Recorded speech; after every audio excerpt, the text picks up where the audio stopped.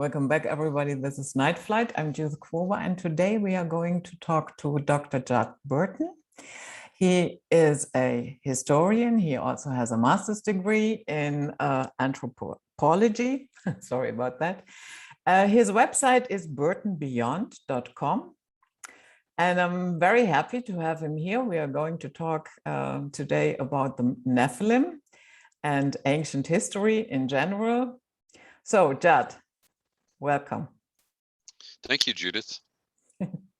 So that's always my first question. Was there an event, a situation, something that set you on the road of investigating ancient history and Nephilims and everything that is connected to that?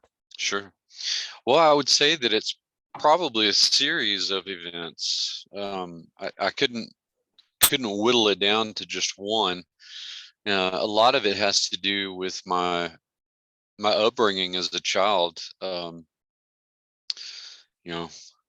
spent 3/4 of my childhood outside, running around pretending I was King Arthur or Zorro or Batman or Superman or something like that. And so I sort of had that adventurous zeal, but it eventually got channeled into a love of the human past. And I grew up in the Southern Baptist Church, and so the Bible early on sort of became the backdrop for contextualizing history in general. And of course, the biblical world encompasses, the ancient Near East and the Mediterranean world. And so, between all of the Sunday school and the sermons and Bible camp and training union and we're at the church, 3 days out of the week, a lot of the time. And so I got a really good grounding, not just in the scripture, but also in the geography, the culture, the history of the biblical world, and by proxy, the ancient Near East, Egypt, Mesopotamia, Anatolia, the Aegean world, the Mediterranean world. And my father was a real history buff, always had books around for me to read. I also spent a lot of time with my maternal grandmother, who was the librarian in the little town of Merkel, Texas, that I have since returned to. And so that was my babysitting after school, was being surrounded by copious amounts of books. And so I very quickly became a bibliophile. Of course, she nurtured my, really kind of taught me to savor words and language. And it was almost, we were talking about Tolkien before the show. It was almost kind of Tolkien-esque in the way that, he fell in love with languages and cultures. And it was sort of, I sort of had the West Texas version of that, I guess. So between all of that and also spending a lot of time with my great aunt and uncle on my mother's side, my great aunt was a huge prophecy student, and so she had all kinds of material,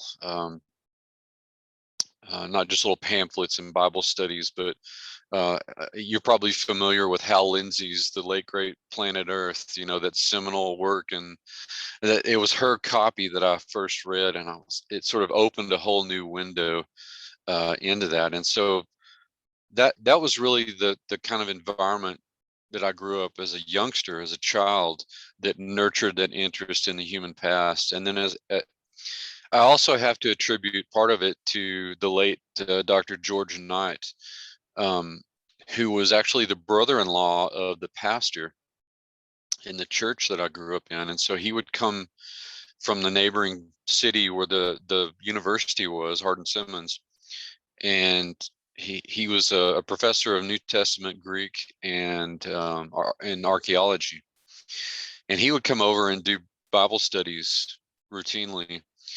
And before I even knew who Indiana Jones was, Dr. Knight was sort of the archetypal archaeologist for me, and I would make it a point to pester my father to let me go to all these, adult age Bible studies, so that I could listen to Dr. Knight and then ask him a lot of questions after everything was over. And so he sort of took me under his wing and mentored me. And I would eventually go on to study at this university, and he became my Greek professor. And it was really through his tutelage that that I became involved in whatever appellation you want to throw onto it, how I became interested in Mount Hermon, the Nephilim, that sort of stuff, because he suggested that I take part in an expedition that the university was about to send out, along with a couple of other colleges, to a site in northern Israel called Bonias, or Paneas in the Greek. And this, of course, was biblical Caesarea Philippi that's mentioned in Matthew chapter 16 and Mark chapter 8, which, of course, is right at the foot of Mount Hermon. And so as I began to, in the weeks leading up to this, I started to delve more deeply into the history of Paneas. And I found a dissertation, or a thesis rather, that had been written by a theology student at the university, which led me to all of the Dead Sea Scroll material that talks about Mount Hermon. The Enoch, of course, which most people are familiar with. The Book of Jubilees, the Genesis Apocryphon. There's a whole the Book of Giants. There's a whole cache of these documents, and I could not put them down. And so there I was, when we got to Israel on that first expedition, working at the foot of ground zero, basically, where these apostate angels had descended, and the whole Genesis 6 event begins. And I became forever connected with this. I eventually wrote my dissertation on Bonias, on Paneas. I wrote a religious history along the lines of sacred geography, the reuse of sacred space. And I'm still writing about it, because the books that I write on giants, I've even written another book on Paneas with 2 more to follow. So I'm connected to it almost on a very,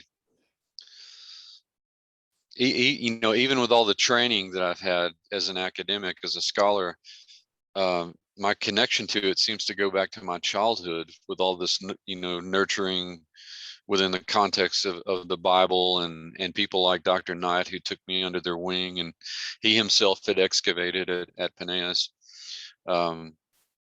And so, in a nutshell, in summary, that's basically how I became interested, generally in the human past. And then, of course, how I specifically, got set on a particular academic scholarly track, and even more so refined my interests in terms of the rather strange history of the Golan region, the Upper Galilee region of Israel. Mm-hmm. So on your website, you mentioned that the Institute of Biblical Anthropology. It's the mouthful. Anthropology is also, looking at unconventional avenues. Mm-hmm. So what would be considered unconventional? Well, in essence, a lot of the stuff that you don't hear from the pulpit on Sunday morning. I've got I have a good friend, a fellow scholar, who says if it's weird and it's in the Bible, it's probably important. And so, of course, you're going to look at any student of the Bible is going to look at the conventional end of the scholarship. You know, the history that it's rooted in, the geography, the languages. But it's also a book about a supernatural perspective on the world, and there are all these weird, just really strange things in the Bible too. In fact, I posted something on Facebook the other day about, a list of monsters that were in the Bible. Giants is the easy one, but there were vampires. Lilith is referenced in Isaiah. There were satyrs. What the Hebrew called the Sherim is mentioned in the same passage. The book of Zechariah talks about these sort of mindless, revenant, zombie-like creatures. Witchcraft, of course, is prolific throughout. You've got the Witch of Endor in the Old Testament, and Simon Magus in the New Testament, and scattered throughout. You have this system of witches, as it were, all throughout the Bible. And so, what do you do with stuff like giants and the taxonomy of demons, and the looking at what the languages actually say in the proper context, which sometimes is leads to bad translations in other languages. And I would imagine that some of those mistranslations, for instance, in English and German are both they're Germanic languages. They don't behave like like inflected languages in like French or Spanish or Italian. And so you end up with some mistranslations, like the Isaiah passage that I mentioned a moment ago, about usually in English that's translated as the he-goats will bleat to each other, and the screech owls or the night owls will settle in these desolate places. Well, the specific word for he-goats is shedim. That's a particular kind of demon within the ancient Hebrew bracket. And then Lilith, of course, was prolific throughout the entire ancient Near East. That's what's usually translated as night demon or screech owl in English. And that's because Lilith had these talon-like feet. So it's understandable why some of those mistranslations would end up in modern languages, but it strips the context away from those original passages, because those are very specific words that mean very specific things within a very specific cultural context. And so Lilith, we find as Lilith and Laditu in Mesopotamia. Her imagery and notoriety was well known throughout the ancient Near East. So that's a sort of sampling of the weirdness. And of course, the giants and the numerous tribes of post-flood giants, and of course the initial generation of the Nephilim, sort of make the narrative of the Bible have a clarity. There's a clarity when you punch that in. A lot of the stuff starts to make sense, including Jesus's visit to Caesarea Philippi in Matthew chapter 16, which would seem to be this sort of diversion from his ministry, but in fact it was very important because of the context of the things he was saying. And he was making them against the backdrop of what had happened there. So that's a sort of random sampling of the weirdness, the unconventional stuff. Okay, so this Lilith that you just talked about, is that the same character where some people say that was the first wife of Adam? Yes. In fact, somebody asked me about that the other day, and something that you run into in biblical studies is you see Hebrew writers writing about stuff that was clearly Mesopotamian, at one point in time, or you have the sort of Sumerian, Akkadian on the one hand, and the Hebrew, and they're describing the same thing. They're just looking at it from their different cultural perspectives. Lilith actually doesn't enter into, of course, this is all non-canon. You're not gonna, you won't find it in Genesis and the creation story. And so Lilith is interjected in later Hebrew tradition as the so-called first wife of Adam. And if people want to read more about this, I highly recommend Ginsburg's Legends of the Jews, which is widely available. I think it's even public domain now. People can access it pretty readily. But in fact, that's a later interjection into Jewish lore. But it is interesting because the traits, the characteristics of Lilith are sort of retained at this point, and you get the preservation of these older Hebrew and Mesopotamian ideas that in that particular story, you get the kind of the reasoning or the rationale that Lilith was relegated to becoming the queen of demons, and why she did all these nasty things and ate children and drank their blood, that sort of thing. For basically for disobeying Adam. But that story is apocryphal to the canon of the text. But it is interesting and valuable, I think, because it like I say, it preserves a lot of the traits of Lilith.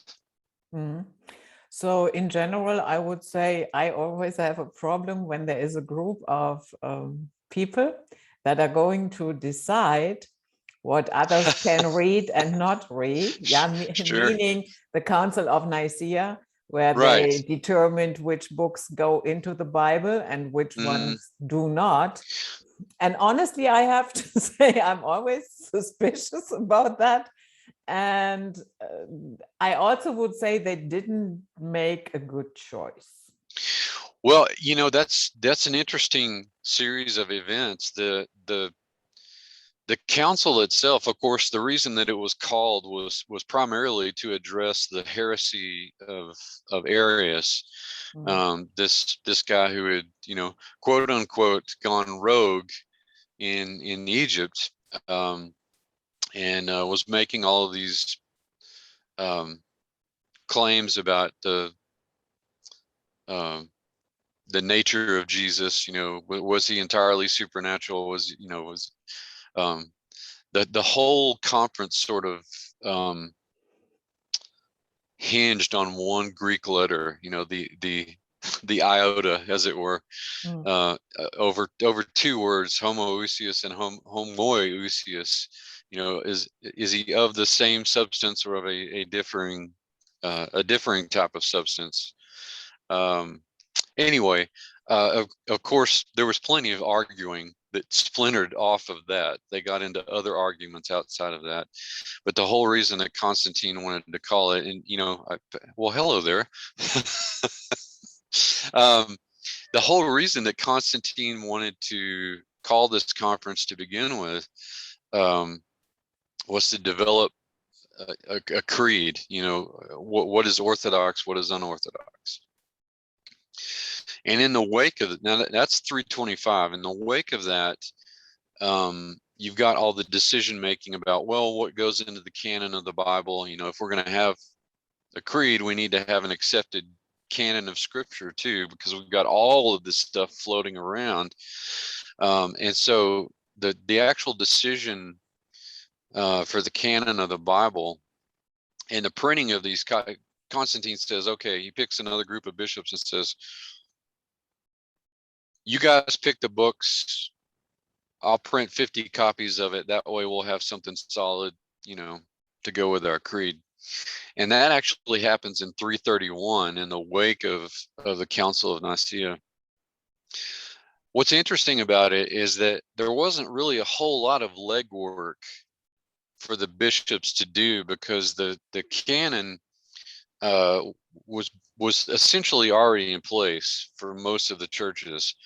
You know, Irenaeus, who was a church father from a couple of previous generations, had circulated a letter about what books, you know, needed to be paid attention to, essentially. Now, the Old Testament was really the easy part, because that was the Bible of the new church, the Septuagint, the Greek translation of the Old Testament scriptures. The New Testament was essentially based on certitude of authorship. That was one of the big qualifying things, so that you know, you have the four gospels that end up in the New Testament, and of course the profusion of letters, you know, the epistles that also end up in there.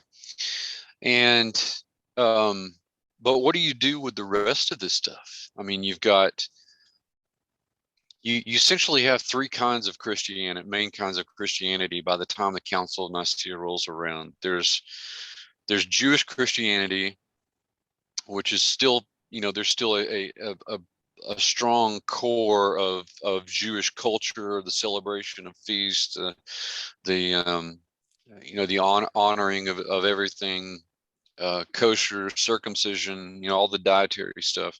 But they profess messiahship in Christ. Then you have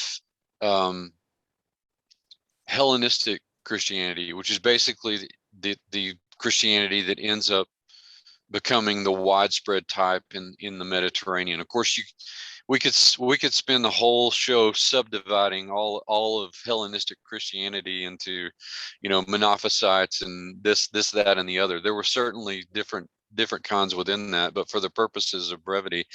And then you have the more esoteric elements, which fall under the general heading of Gnostic Christianity. And so you've got all of this stuff left over. You've got of course the what we collectively call today the Dead Sea Scrolls, which included Old Testament books, but also the writings of the Essenes, the original stuff that they had. Then you have also another profusion of gospels and homiletics about Christianity. The infancy gospels, a lot of people will probably be familiar with the infancy gospels that talk about the childhood of Jesus. And all of these things are interesting, and not even not necessarily theologically anathema to the canon that was accepted. But the authorship was always in question to some degree, and that's why some of them didn't get in. Gnosticism is something altogether different. These are they're epiphenomenal of the previous literary tradition in the early church, you know, because this stuff doesn't start getting written down until like the 2nd and 3rd century. And again, historically, culturally, very interesting stuff. It gives us a window into that world that you wouldn't necessarily get. You get bits and pieces of it in the canonical scripture, but the Gnostic material tells us a lot about Gnostic communities and what their theology was like. And essentially they emphasized the spirit and downplayed the role of the body, so that you end up with two main, again, several different kinds of Gnostic sects, but you end up with two main kinds. The kinds that you have a type that they so downplayed the body that they were almost libertine or hedonistic in their indulgence of worldly pleasures. And then you have the other kind, which were completely ascetic.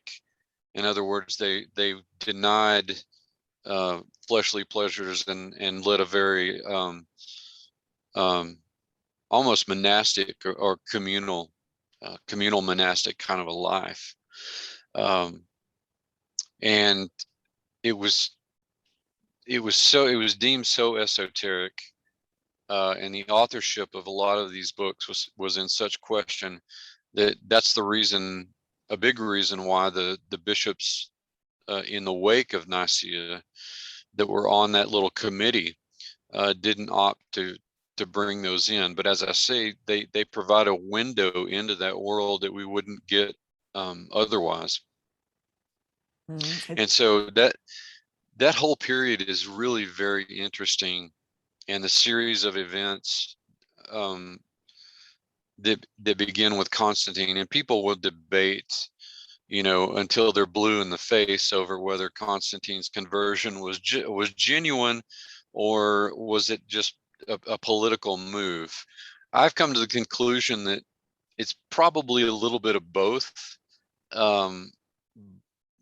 because, I mean, let's face it, the Roman Empire was floundering in the 3rd century. There was this currency crisis. It was there was all kinds of political and cultural turmoil, and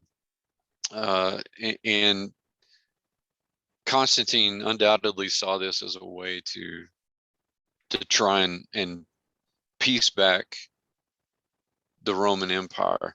And it was a band-aid for a while. It lasted for a while. It certainly preserved the Eastern Empire, but of course the West would fall because of things that really kind of get rolling in the 3rd century. But the other side of that is that you have this, Christianity eventually becomes the state religion, and it's trailing all of this baggage, as it were, that's both theological and political from the Council of Nicaea. And we live with the consequences of that even to this day. I mean, there as many varieties of Christianity as you can imagine, there are, and more because of that. Interesting to see that even in ancient times, people had that problem with balance, Right, one exactly. group neglecting the body, only going for the spirit. And I think that is a big mistake. You should be grounded. Yeah. Certainly. Yeah. And your body should be healthy. Sure. As much as possible. Yeah. And neglecting it or thinking that that is not really important, that is, I think, a big mistake. Yeah, and certainly the Gnostics weren't alone in doing that. I mean, that Christian monasticism begins in the East, in the Greek East, and it's essentially ascetic in its origins. Yeah, I don't necessarily think that that's something that's even advocated. I mean, people over the centuries, philosophers, theologians, historians have read into Jesus's ministry as well. Look, I mean, you got this ragtag bunch of guys, roaming around all over ancient Israel. They were clearly, ascetics. Well, I don't know that that's necessarily true. I think in their case that, as the scriptures say, the workers were worth their work. And so they were, kept well fed, and, they were lithe and walking around all over the place. And so I've never bought into the, ascetic, I mean, Jesus was an earthy, folksy kind of a guy, and he himself didn't necessarily come from humble origins. I don't want to diverge too much on this, but carpentry is usually what the family profession is translated as, but the Greek word tekton is actually more than just carpentry. It's stone masonry. It's all kinds of mid-level, where contract building meets engineering, essentially. And so they wouldn't necessarily have been rich, but they would have had some money. And I suspect that Jesus, in some part, financed his ministry with family money, with money that he had made. I mean, Sepphoris, the Roman capital of the region, or rather, what would become King Antipas's capital. There were a lot of building projects that they would have been on, you know, essentially as foreman, translating the engineer architect's plan into action for the building crew. And so that's a little bit more involved than just carpentry, which they would have done some. But anyway, that was kind of a rabbit trail. But I've never bought into I say all that just to say I've never bought into the ascetic view of Jesus and his followers, because I really don't think that comes out in the context of the scriptures. But yeah, I agree with you. You know, balance is best. Yeah. So the Nephilim were a product of,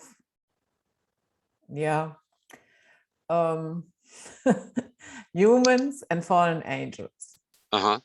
So, and then the flood came and allegedly wiped them out, and along with them, I guess all those that were going along with their agenda. Sure.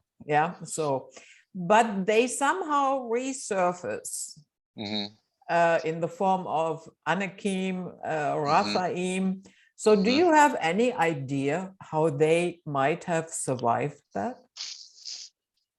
I don't know that they necessarily survived. I think that most of, if not all, of the pre-flood giants, the Nephilim, you know, if we're to believe Enoch, and I think there's a strong case to do that, because even before, you know, undoubtedly this document was an oral tradition before it was ever, long before it was ever written down. The Hebrews don't have a written language until about the 10th century BC. And so, and it's referenced in scripture too. You know, Jude is basically a copy and paste from it, and the early church fathers referenced it routinely. And besides that, the Hebrews had mechanisms in their culture for, even when they were just an oral culture, for maintaining the accuracy of information that was transmitted. And at any rate, if we're to believe extra biblical sources like Enoch and Jasher and Jubilees and, you know, so on and so forth, the Book of Giants, particularly Enoch, where we almost get a kind of legal docket, you know, where he's reading off, here are your crimes, this is your punishment. And he does that for both the Watchers and for the Nephilim. And for the Nephilim, he says, your bodies are going to be destroyed in this deluge that's coming, but your spirits are going to survive, and you're going to be these nasty, unclean things, always wanting to get back into the flesh that you lost. You're always going to be hungry and thirsty, but you're never ever going to be sated. And this becomes the groundwork for the lower level malevolent entities that become known as demons in the New Testament. In fact, the phraseology "unclean spirit" is one of the more common designations for demon in the New Testament. But yeah, it's pretty clear that the first generations, and there's some of us out here on the fringe, as it were, who think that possibly this Nephilim DNA was sort of smuggled onto the ark by one of Noah's son's wives, or something to that. I don't put a lot of stock in that. I tend to lean more towards that there were other incursions of apostate angels that came to our realm, our realm of existence. if you think about, if Lucifer, Satan, is the architect of this political coup that took place in heaven, then these movements, even in human history, if you look at these political movements with these very charismatic figures at the forefront of them, and I think we all have to admit that Lucifer is a pretty charismatic fellow. They're like snowballs rolling downhill. They gather more, the influence of these movements gather more and more followers. And so that's not to say that all of the angels that ended up siding with Satan did so at the same moment. I think that it's more accurate to think that there would be additional angels that would gradually, for whatever reason, because they were agents of free will too, decided to throw their lot in with Satan. And so that's why I think that there were also incursions after the flood that led to these sort of second generation giant tribes. And you mentioned, I tend to think that the Rephaim were probably the earliest, but you end up with other tribes like the Annakim, the Zamzummim, the Emim, some of which were talking about the same tribe, different names given to them by different cultures in the ancient Near East. The Egyptians called them the Shasu or the Anak. The Sumerians called them the Anunnaki. They have different designations, but in a lot of cases we're talking about the same group or same clan. And so in a nutshell, that's really where I tend to think, is that there were these additional incursions of fallen angels, apostate angels, and you have a kind of reboot of the Genesis 6 event taking place after the flood. And I think that there's a measure of quantification that can be thrown in on all this in terms of a worldwide flood, because there's a series of events in prehistory known as the Younger Dryas event. It's at the end of the late Pleistocene epoch, at the beginning of the Holocene epoch, about 9,000 years ago or so, 9 or 10,000 years ago, where we've got these, talk about climate change. I mean, there was some gnarly stuff happening during this period. Weird solar activity, lots of cosmic and solar radiation breaking through the Van Allen belts. It literally melted surface rock on places of the earth. We can see this in the archaeological record where the rock itself is vitrified.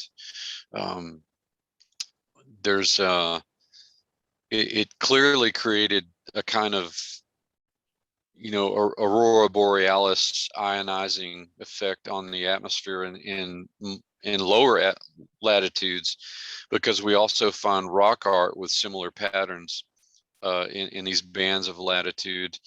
And of course, you're coming off of the last ice age, the sea levels are rising.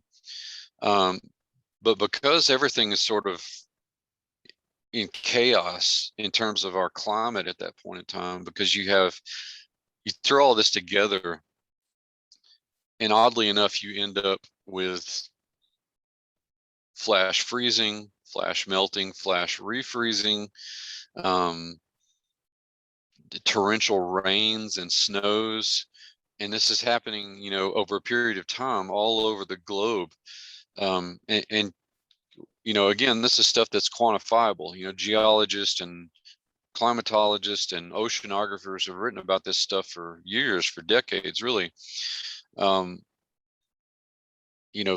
continents are being reshaped by the rising sea levels, and you literally have flooding, localized flooding all over the world. You put all that together, that sounds like a worldwide flood to me. It sounds like a cosmic deluge. And so I think that, the Noahic flood is the same series of events that are recorded in the Mesopotamian stuff, the Enuma Elish, Gilgamesh, the stuff that Hesiod is writing about in the Greek world, in um, works and days and the theogony. So you've got the Utnapishtim is the Mesopotamian Noah. Deucalion is clearly the Greek Noah. That these stories exist all over the world with some, very little variation. I think this is also the series of events that destroyed high civilization before the flood that I do think existed. That's also quantifiable. Again, pre-Natufian or Natufian Jericho in Israel, Göbekli Tepe. I think this is the same series of events that took out Atlantis, that took out, Lemuria, all of the high civilization that we don't have good evidence for, and the stuff that we do have good evidence for, like the aforementioned Gobekli Tepe and Tel Caramel, which were clearly civilizations. They were city-states. I think that this is it's a quantifiable event in the history of the planet. And I think that's kind of the turning of the page in the Genesis 6 story. And you have these multiple incursions after this of these apostate angels and and additional matings. And of course that the knowledge is also rebooted at that point in time, probably not just by the watchers that come or the apostate angels that come after the flood, but Canaan, Arphaxad's son, who's referenced in Jubilees chapter 8, rediscovers this stuff. The watchers left whether it was rock art or their own alphabet, they left a series of inscriptions on rock that he rediscovered and was using the same knowledge that they taught to the pre-flood world. So yeah, I think that there had to have been multiple incursions after flood that kind of rebooted the process. Apart from second and third incursions, what do I know? Is it possible that some of them might have survived maybe underground? I mean, the Noah's Ark had to be built, so there was time. There's a story, an apocryphal story in later Jewish lore that Og, one of the most famous giants in the Bible, who's referenced in Deuteronomy and Joshua, prominent figure in the conquest era. There's a story that he was the oldest of the remnant of the Rephaim, and that he was a pre-flood Rephaim somehow. But there's a story that he sort of made a deal with Noah that he'd stop being such a bad character if Noah would let him hitch a ride on the outside of the ark. So there's this sort of cartoonish picture of Og, using the ark as a kind of life preserver, I suppose. Is it possible that they could have found refuge? Sure. I mean, I don't outright discount anything. I wait for the evidence to mount. So that's possible. Yeah. Probably not, but it's certainly possible. Okay. So talking about Gilgamesh, because you mentioned that, you probably heard that as well, that I guess it was last year. I don't know. Time flies by. I have trouble keeping up. But Mr. Pompeo, he released items of the Hillary Clinton emails. And there was one very, very weird reference to Gilgamesh in there. Can you recall that? Only I remember reading about it. It didn't say much. It only said requesting information about Gilgamesh burial location and location of his resurrection chamber. Yes, that was it. It was, which is very cryptic. It's like, what does this have to do with geopolitics? I mean, she sort of got caught with her hand in the cookie jar, anyway, with this cache of emails for other things. But, I was, I was in graduate school finishing my master's degree. But at the time I was also working, this was 2003 when the initial article about the discovery of the tomb of Gilgamesh was released by the BBC. And at the time I was working as a genealogist for a local heritage foundation. And I went into the office and, half awake, poured myself a cup of coffee, turned the computer on, and I'm reading my news ticker, and this thing pops across the screen, and I'm like, that's odd. They found the tomb of Gilgamesh. I mean, yeah, you grow up, or rather, in the course of your training, of course, you're inevitably gonna, if you study ancient Near East, you're inevitably gonna read the Gilgamesh epic. And yeah, you're going to read about the Sumerian kings list that mentions Gilgamesh, but he almost exists in a literary ether, in the conventional training that you get in the university. Culturally relevant and important, but probably not real. And then I saw this thing, and I read it with interest, of course, because I was, I was doing digs. I was getting a lot of archaeological training too. And, it said tomb of Gilgamesh found, excavators, blah, blah, blah. But it was the timing that was interesting. This was the spring of 2003. And 6 weeks, this was April. 6 weeks later, the invasion of Iraq began, which I thought was also very interesting, because when I saw the news, I immediately thought about that article that they had found the tomb of Gilgamesh.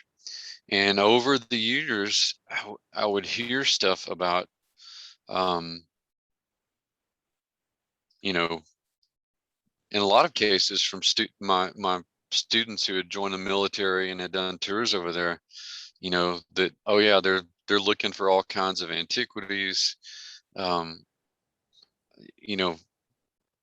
much to the chagrin of myself and others like me. We also learned that one of the U.S. Spec Op teams was tasked with guarding the Baghdad Museum. And I found out later that they did that for a total of about 30 minutes. Well, in the midst of a war situation, that doesn't really seem like very responsible guardianship of these antiquities, which makes me think that they had a list of things to get, and they got them and got out. Yeah. And that's troublesome. Why does our government want these antiquities? Why are we wresting them from the people whose past culture they came from? And so it was bothering me on a professional level that they were looting the museum to begin with, because I've worked in museums and love them, and they do good work. But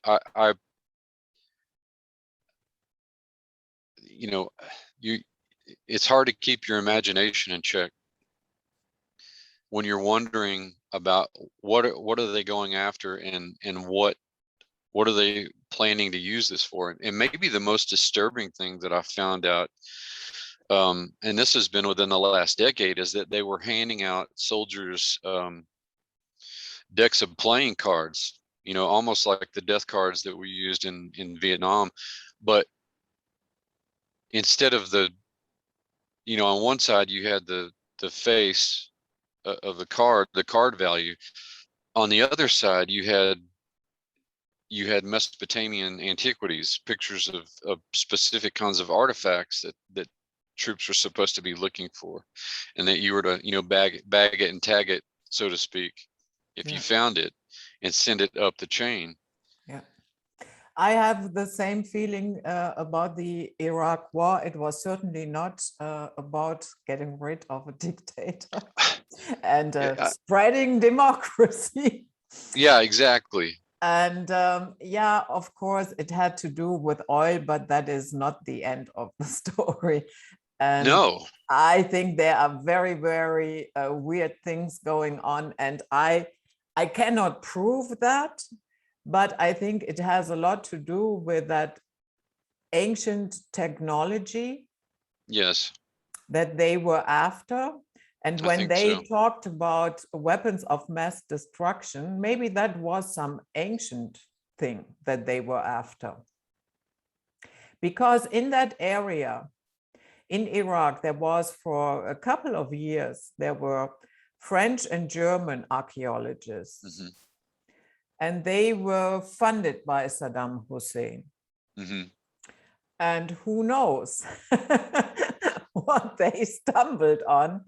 And then, of course, yeah, they had to leave the country. Yeah, there is something, yeah, I would say a spiritual level to that entire Iraq war that nobody talks about. Yes, that was the underbelly of the, you know, the surface narrative that we got was that it was about, you know, as you say, oil, natural resources, and spreading democracy. Yeah. And, you know, I consider myself a patriot.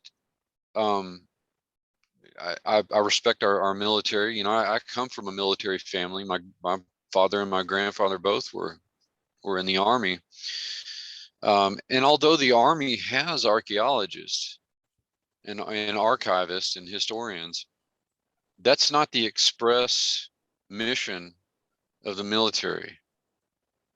And so my question was, what is our military doing scouring the Iraqi desert for artifacts? That's not their mission statement.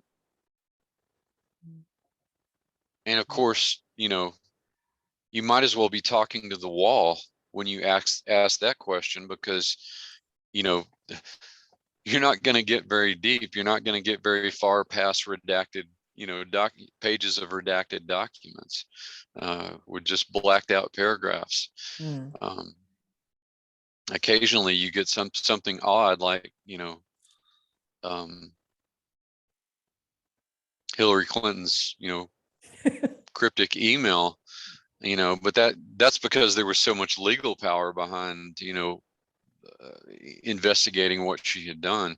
But those are, you know, those are anomalous finds, you know, in that context. Especially the entire, you know, for pages and pages, it was everything about visa issues. Many pages, and then out of the blue, stuck in between all these visa issues, then there it was, an email to Hillary Clinton about Gilgamesh's burial chamber. Yeah, and this, you know, revitalization chamber, you know, this reanimation chamber. You know, I mean, we already know, I mean, that these, you know, call them whatever you want to. I mean, the Illuminati, the deep state, the, you know, they're compartmentalized, but they clearly exist. You know, I mean, what do they want with this stuff? I mean, this is stuff that wakes me up in the middle of the night. Yeah. You know, I you know, and certainly as a scholar, but also as someone who has a supernatural perspective on the world, what do they want with this stuff? And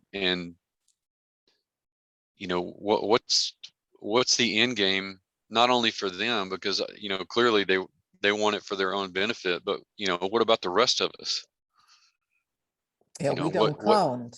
What ramifications does that? Yeah, exactly. And we're finding that out more and more in the modern world, aren't we? I mean, it's starting to look more and more like George Orwell's 1984, you know, every time you walk out the door.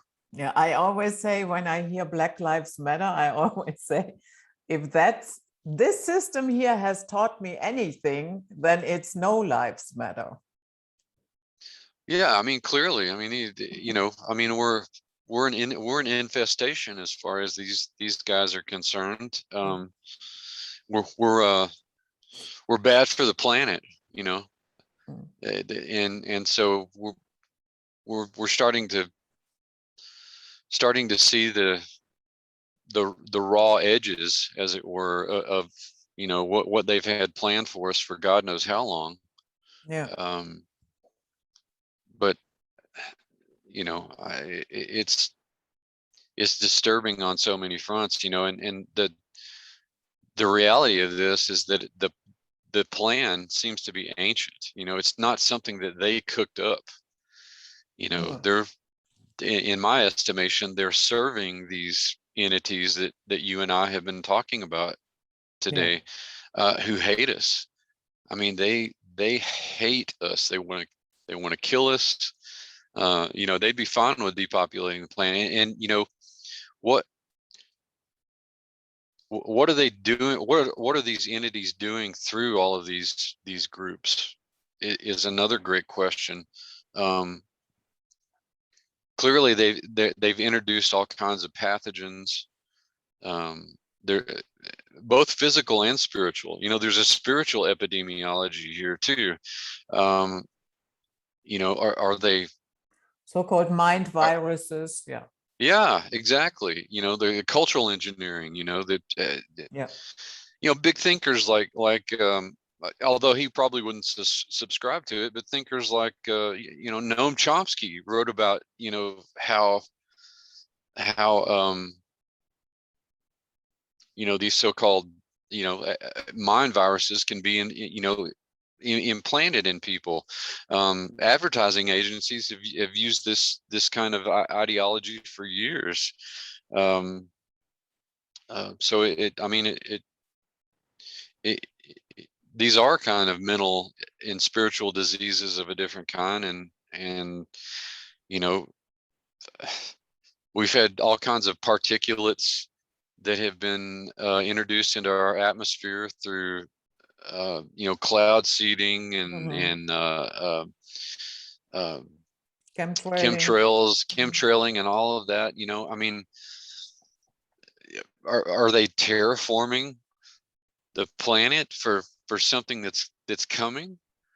You know, these are the kinds of questions I think that need to be asked, and forcefully asked, of our policymakers. Is, you know, but you know the answer. There are no chemtrails. Yeah, exactly. There are no chemtrails. You know, there's a massive pandemic that, you know, if you don't take the jab, then, you know, you're making other people sick. And yeah. We are ticking time bombs on two legs. Yes, you nasty, dirty humans. Yeah, exactly. So, do we have physical evidence, let's say buildings, structures that could have been built by the Nephilim? What comes immediately to mind is the pyramids in Egypt, Baalbek in Lebanon, Göbekli Tepe, what have you. Do you think that is a possibility that has been built by the Nephilims? I do think that it's a possibility, and I think that even if the Nephilim themselves didn't build them, and you have the old you know, manual labor model in place, I think that what you're looking at is they're the engineers and architects of this stuff, and they were the purveyors of the technology that was used to build them, which, you know, at the end of the day, we have to kind of admit we don't know exactly how they did this, which strangely enough is a position that a lot of my peers in academia don't feel comfortable with. You know, it's okay to say I don't know. We just don't know exactly how they did it. And so I think that even if the Nephilim, you know, or whatever tribe of giants didn't build them, then they were certainly the architects and engineers behind them. because they were the heirs of all of the Watcher, fallen angel technology, this body of knowledge that the Watchers taught humanity in the pre-flood world. And so, yeah, the sites that you mentioned, and really all over the world, the pre-Incan stuff in Peru, that you find at Cusco and Sacsayhuaman and Pumapuku and Ollantaytambo. There are these places all over the world that seem to use this megalithic, engineering technology, which I suspect is still Stone Age technology, but it's the use of stone and mineral and crystal in ways that we've sort of lost. Now, consider your computer. It's basically just especially the circuitry, it's basically just minerals and stones. And so, we already find that in a lot of these megalithic sites, like the stones that were used in Egypt, right here in Texas, we got a site called Rockwall, that has the rock there has similar properties to the stones used in Egypt because they're both piezoelectric. In other words, they can conduct certain amounts of electricity. Well, again, there's a technology at work here, but we've lost the details of it. We have the remnants of it left to us in the archaeological record, but we don't understand it. I think some of us are starting to, because we're thinking about stone technology just outside of the lithic matrix. In other words, not just arrowheads, dart points, rock hammers. It's that, but it goes beyond that too. Yeah. And so I think it's a distinct probability that in some way the giants, the Nephilim, the later Raphaim Annakim, what have you, are part of that equation. Yeah. And okay, so whoever built that, and let's say the Nephilim did that, then we would have to admit that they are part of the development of what we call civilization. Yes, absolutely. Absolutely. And I've written about this along the linguistic lines. I wrote a paper earlier this year on the Watchers, but specifically the Rephaim, the descendants, the gigantic descendants of the Watchers in the post-flood world. And the argument that I was making is that clearly the Watchers were involved in cultural engineering. I mean, that's pretty clear. What I was looking at was the legacy of their cultural engineering from places like Göbekli Tepe, from Natufi and Jericho, Tel Karamal, Novali Chari. But it occurred to me that because the Rephaim are referenced in not just the Bible, but also in Mesopotamian literature as the Rabu, whose morpheme is preserved in names, popular names, like everybody knows who Hammurabi was, the lawmaker. His name preserves that in one of the syllables of his name, Rabu, which was a name for a ruler or prince in Akkadian, which was borrowed from earlier Sumerian.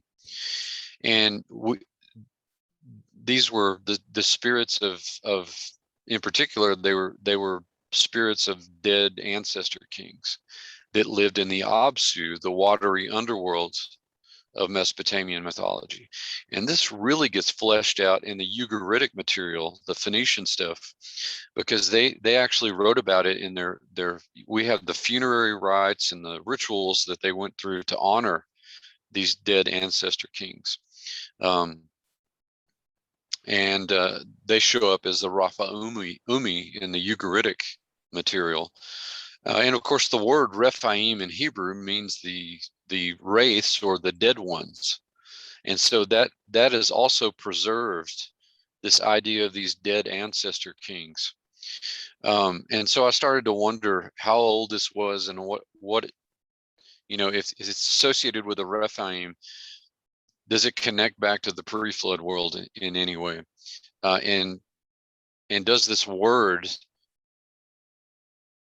which in the ancient Near Eastern context clearly has connections to the idea of kingship and rulership, is it preserved in other languages?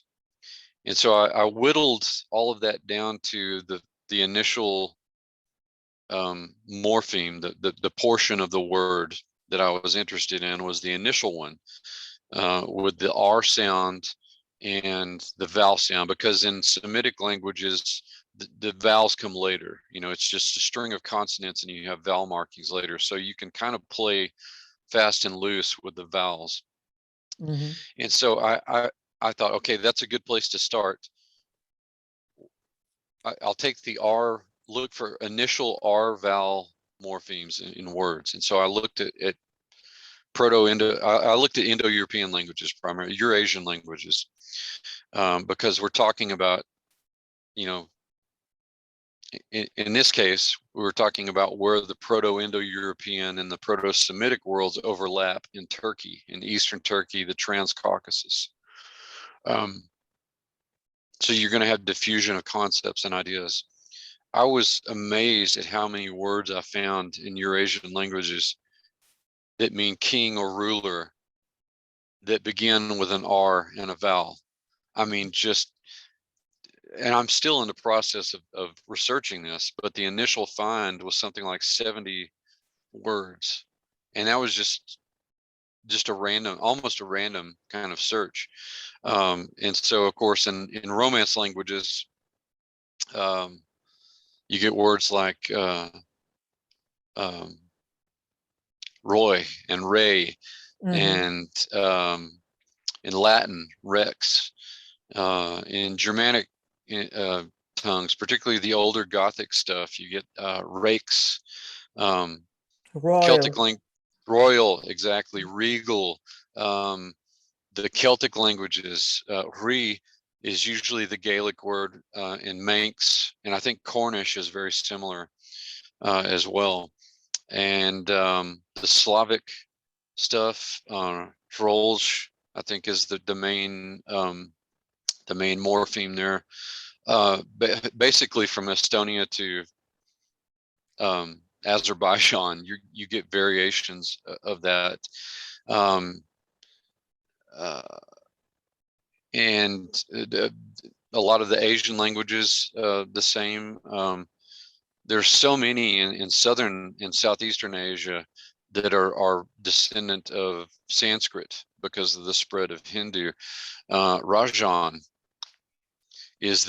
or some variation of that is the word for king. I thought, a handful of these would be interesting. What about radio?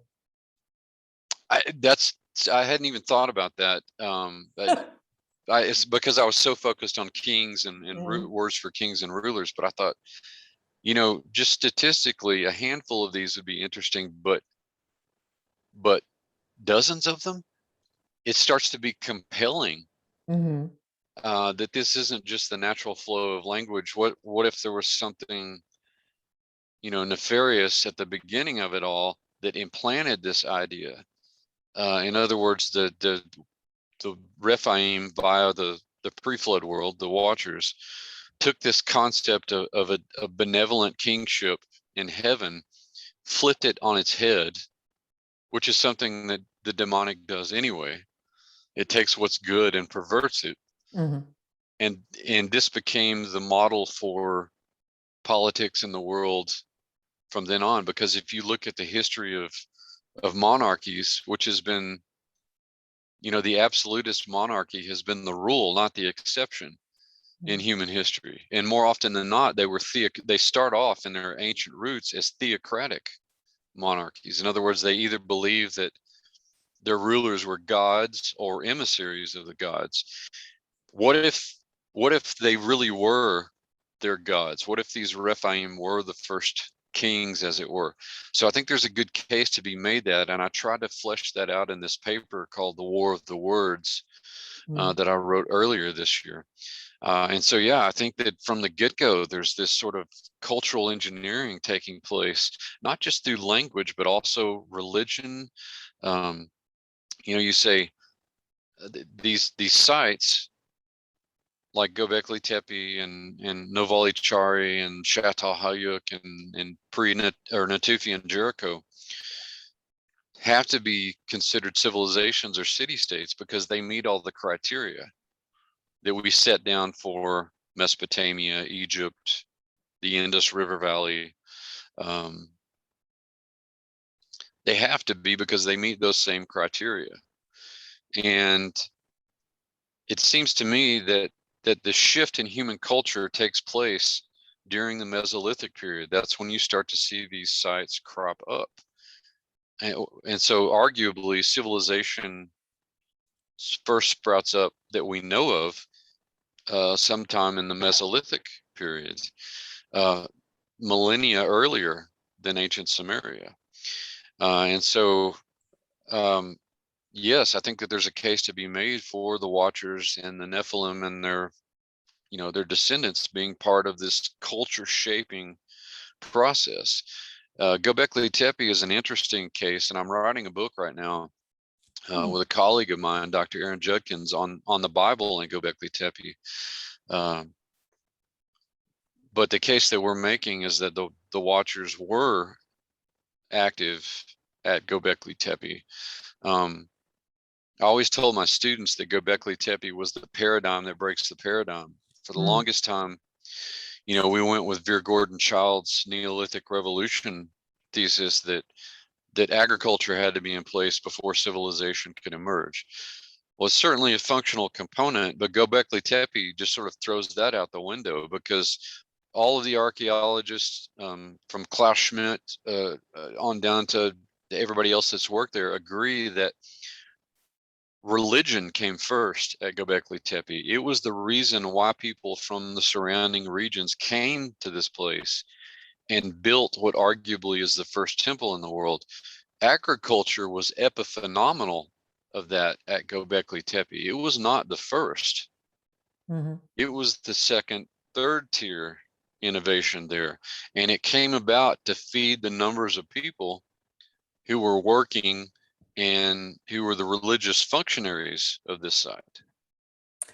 Maybe Göbekli Tepe was a satellite from I think it had to. That's the case that we're making, is that it was a Watcher outpost, that they engineered the religion here, because what's happening is that you're looking at a transition from totemism, essentially animal and animism, and some kind of ancestor spirit worship, to these people very clearly envisioning their gods as anthropomorphic, as human-like, and generally taller in stature. And this lines up with the Bible, because angels show up whenever people talk about them in the Old Testament. They think that they're people. They say that they're men, and so it's interesting because they're beginning to think of their gods as anthropomorphic at this place, clearly. Yeah, I always wondered when, this story, when the angels, they visit Abraham and Sarah, and Sarah fixed them a dinner. I always wondered. As you would. I always wondered about that one. Yeah, and even when they show up in other places, they're men wearing clothing. Why that's the case, I don't know. It may have something to do with the physics of our realm, our dimension, or whatever, because clearly these are extra dimensional beings. If you want to couch it in physical terms, I suspect that they either end up looking that way in this reality, or they're able to manipulate matter in ways that we can't. And so that's what allows them to look like that, and also to mate, with human females. So yeah, Sorry. I'm sorry. Go ahead. Yeah, going back to that, I'm paraphrasing here. Sure. There is a Bible verse that says that the angels took all the women that they wanted. So, and Well, can I just finish? Yes, I'm sorry. I didn't mean to interrupt you. So, and I'm not dismissing the possibility that some women probably did it voluntarily. Maybe the guy was incredibly handsome, had influence, had power, whatever the reason might have been. But also what I read there is forced breeding. Yeah, I suspect that the latter was probably prominent, but some of the former probably was a component, because there does seem to be this implied exchange of, okay, if you give us genetic access to your genome, we're going to teach you all this cool stuff. We're going to teach, which ended up being a kind of mixture of practical sciences and occult knowledge. But it's interesting that you mentioned that, because in the Genesis 6 passage, it says that the sons of God, the Benach Elohim, who were these fallen angels, saw the daughters of men and that they were lovely, and they went into them. Well, they went into them, again, it's a Hebrew euphemism for sexual intercourse. Now, culturally, within the Hebrew context, I mean, the implication is that they married, but that's not clear, because you're dealing with these celestial beings whose mannerisms and culture, for all intents and purposes, is not human. Their motivations are different. They're from a different world altogether. And so, yeah, they're implied also is that this was done, forcefully in some cases. So I think that there's room for both. Yeah.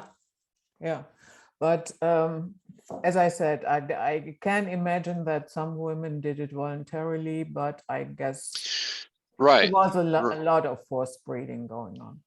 Right.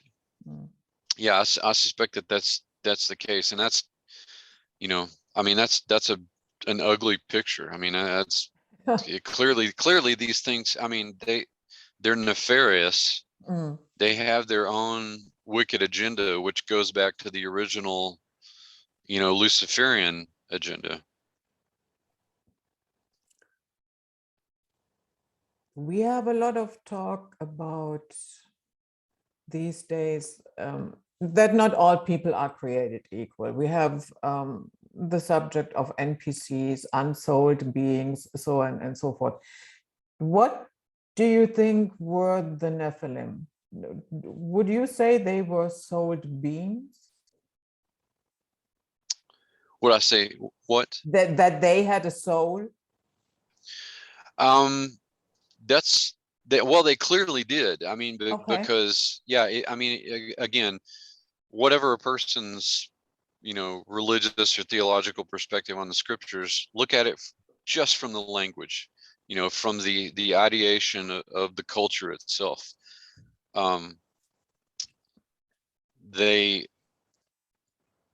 They were destroyed. Their physical bodies were destroyed, but their spirits remained. They became the unclean spirits, the demons of the later ages. And so clearly they did have a spirit, a soul. How the mechanics of that works, I don't know, because we're not really told. I'll ask God those questions on the other side of the door, I suppose. But again, just let the language say what it says, because it's going to tell you what the people that wrote all this stuff were thinking, and what they believed. And in this case, yeah, because you have but it's aberrant because it's something that's really not supposed to be in our realm, because you have angelic pedigree. So you've got angelic DNA, however that works, and you've got human DNA. Mm-hmm. Two genetic strands that were not supposed to be combined. But nonetheless, you have these beings that still have souls. They're sentient. They're obviously very intelligent, but they're also very wicked. They don't operate, they don't operate well, they certainly have a culture. I mean, and that's one of the reasons I wrote Interview with the Giant, was to look at them anthropologically. What were the elements of their culture? But they operate with a morality, or an amorality, an ethics or lack of ethics that's completely different from the one that most of us would operate from.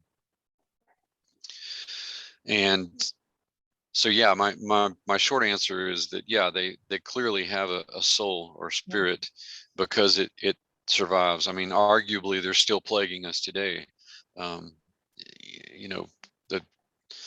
The Roman Catholic Church started churning out more exorcists than it had since the Middle Ages, Mm-hmm. about a decade ago, because that they saw that the problem was growing, which I think is really interesting. Honestly, I'm even surprised that works.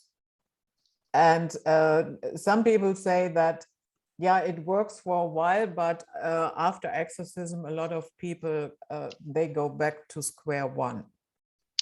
Well, that is a danger, and I as a Christian and a scholar, I believe that, because Jesus gives the if he's supposed to be the exemplar for this process, even he says that when his disciples come to him and say, Master, Rabbi, we've been going around trying to cast out these demons, and we can't seem to do it. And Jesus says, well, these kind take more prayer and fasting than what you're doing. They take a different sort of tack, and you better make sure and tell the person that they stay on their guard, because these things, when they leave, will go out into desolate regions and find 7 others worse than themselves and try to get back in. Yeah. So right there, it's sort of laid out. I think that's probably what's at work in a lot of those cases. You know what? Okay, that is just my personal opinion. Nobody has has to take it to the bank. Sure.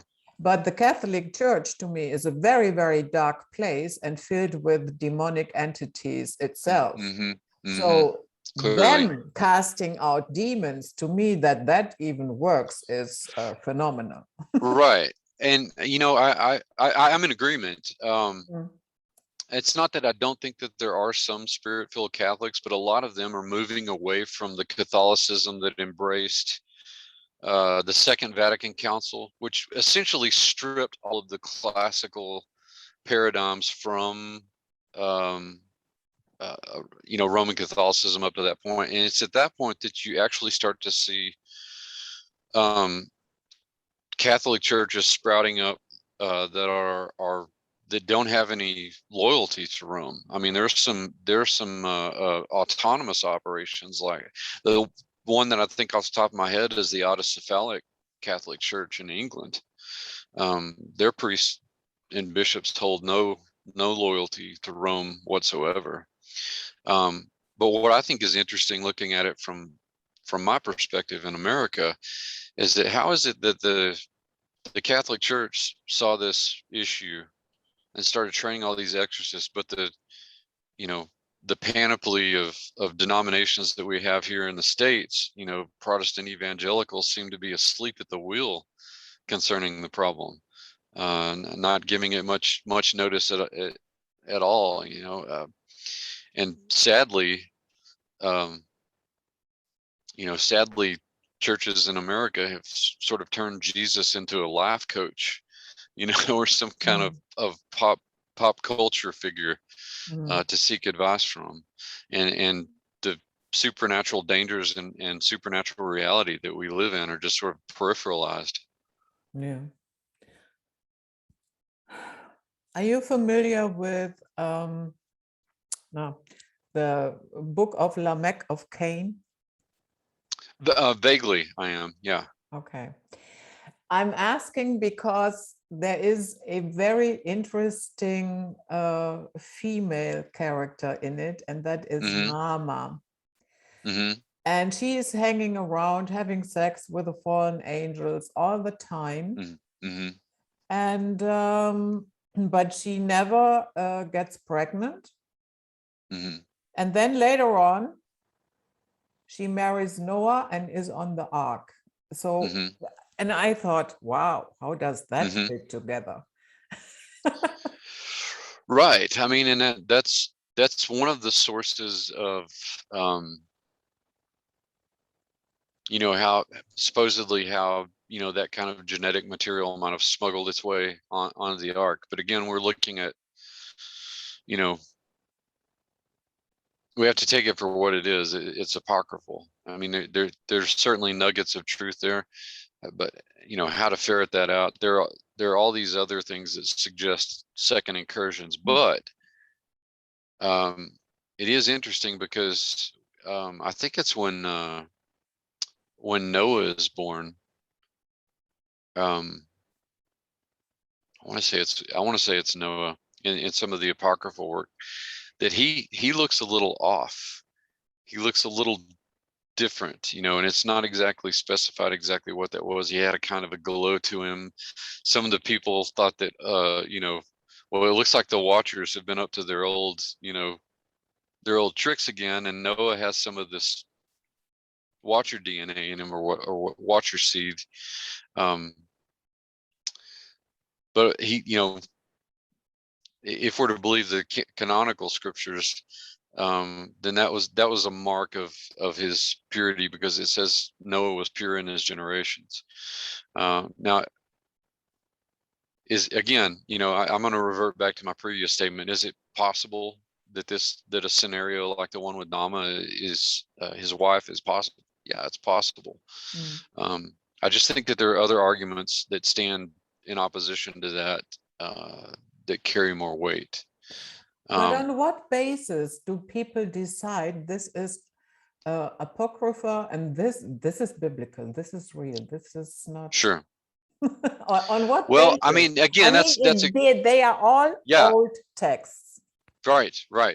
Yeah, well, I mean, that again, that's a great question. Nowadays we don't have a Council of Nicaea breathing over our neck, so we can, people can make their own decisions about it.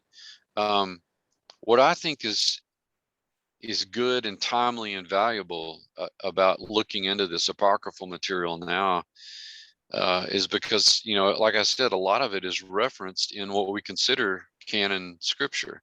And clearly the early church fathers, the patristics, in the first 3 centuries of the church, these guys are referencing this material left and right. So they obviously think that it, some of them think that it's equated to canon. Others think that it's valuable enough because it's cited in the works that they deem important.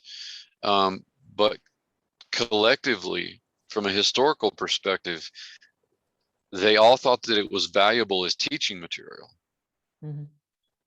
because otherwise you wouldn't find it in the early church literature, that they're talking about fallen angels and demons and giants. And it's really not until after the 4th century, in particular, figures like Augustine and Julius Africanus, who began to poo-poo the idea, that there were giants. Oh, they can believe in the virgin birth, and we believe in demons, but we're not going to believe this other weirdness. So it's kind of strange. There are definitely some weird ripples, if you will, from the Council of Nicaea. But I think nowadays people are starting to make their own decisions as to to what extent they're going to accept what's contained in certain apocryphal texts. So, I do not subscribe to any religion.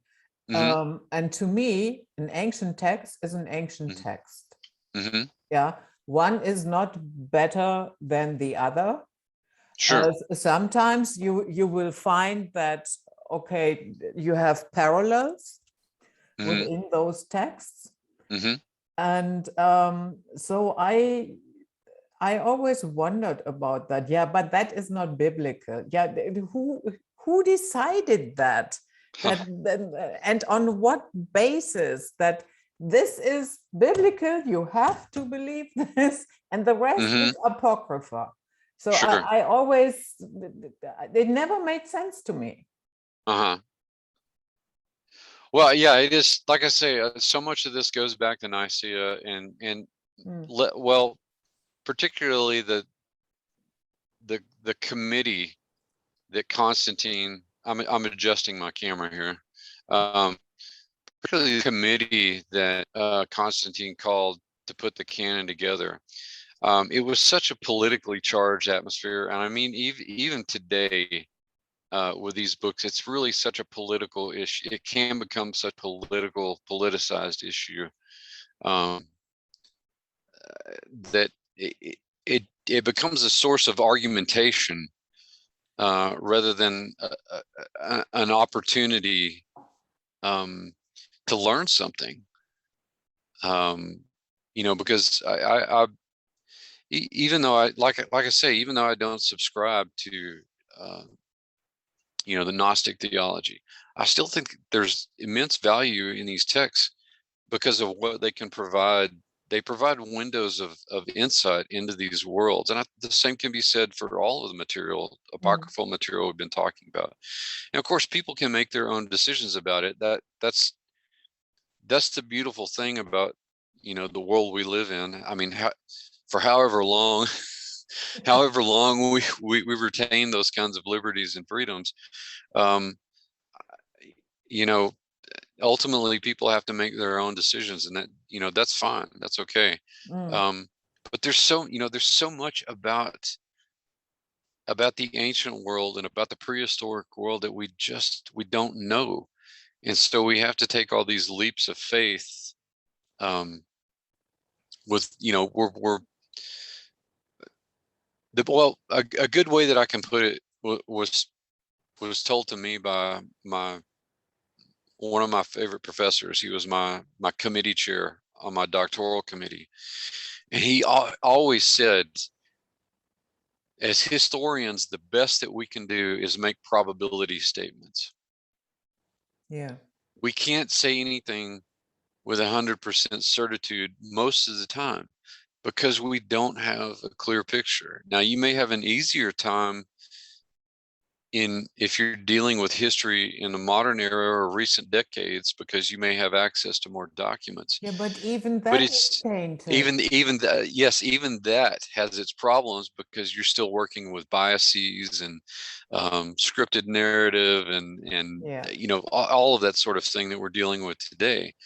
But even in the ancient world, it's a jigsaw puzzle, because you're dealing with fragmentary documents, you're dealing with fragmentary inscriptions, you're dealing with numismatics, with coins, everything that you can gain from those. You're dealing with what you can find in the archaeological record, which is still very hermeneutic. It's very interpretive at the end of the day.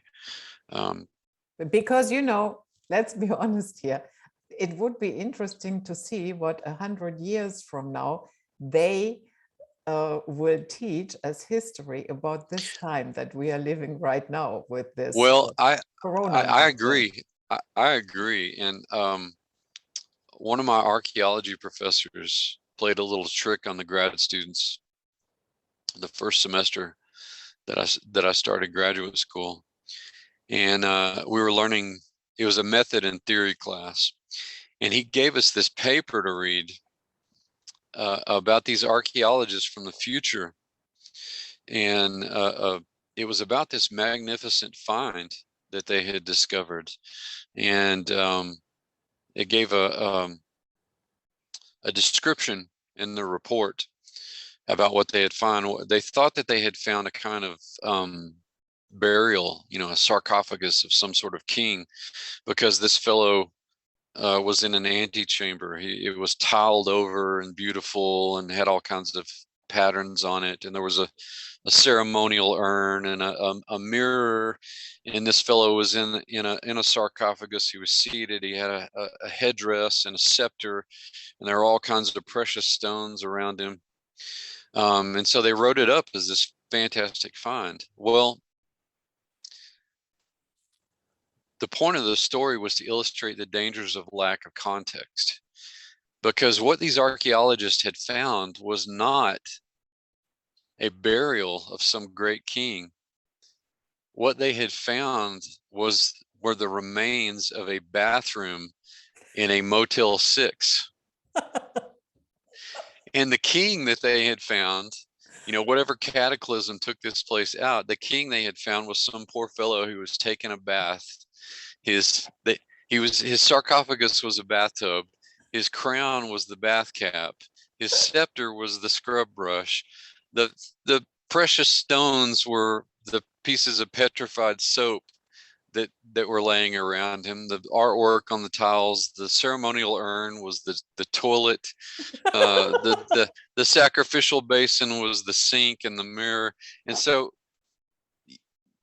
without the proper context, you can't always make the best, most accurate conclusions. And that's why, not only in archaeology, but also for all the humanities, for history, for anthropology, you have to be so cautious about the kinds of conclusions that we draw about that particular society that we're studying. And so I say all that just to say that it was a really fun trick, and I never forgot the importance of the lesson he was teaching us, but it serves as a cautionary tale for scholar and layperson alike about interpretations, about particularly the further back in time that we go, but about any kind of historical problem. Yeah. So I have here one, would like to have your take on this, and that is about, okay, the Nephilim died, and yeah, while being destroyed, their consciousness got fragmented and enmeshed with the lower spirit realms in the demonic realm. And after that, they were earthbound, and those earthbound spirits became the watchers. Would you agree or not? These spirits became the watchers. The watchers. I would disagree, because I think that the watchers are separate cabal of angelic being altogether, rather than the spirits of the Nephilim. Now, one of the things that I think you run into in some of the works that have been written in recent years is the conflation of watcher and Nephilim. And again, that problem, I think, can be resolved by just looking at the language and the context, because if you do it that way, you're clearly dealing with two different entities. You're dealing with the purely angelic, the watcher, and then you're dealing with something that has partial angelic pedigree, the Nephilim. Yeah. Is there room in your mind that what humans usually call angels, that might be a different race? An ET? Clearly. I mean, yeah, absolutely. I mean, again, if I'm looking at this through the lens of anthropology, which I often do, yeah, you're talking about if you think about the place, the dimension that they come from, let's call it heaven, whatever, that's got its own, and we get glimpses of it in both canon scripture and non-canon scripture. It's got its own politics. It's got its own culture. It has its own languages, its own different types of races, if you will, of celestial beings. So yeah, clearly, you know, angels of all kinds are different races. Yeah, but yeah, okay, but I mean that they are actually visitors from another planet. I see. Well, again, by definition, they're extraterrestrial, right? They're coming Okay, to us from some other okay, place. Yeah, okay. or extra dimensional. Mm-hmm. Yeah, I can see that as well. Mm-hmm. And to me, that makes sense because, you know, the story that I mentioned before, Abraham and Sarah, and Sarah Mm-hmm. made dinner for the angels. Mm-hmm.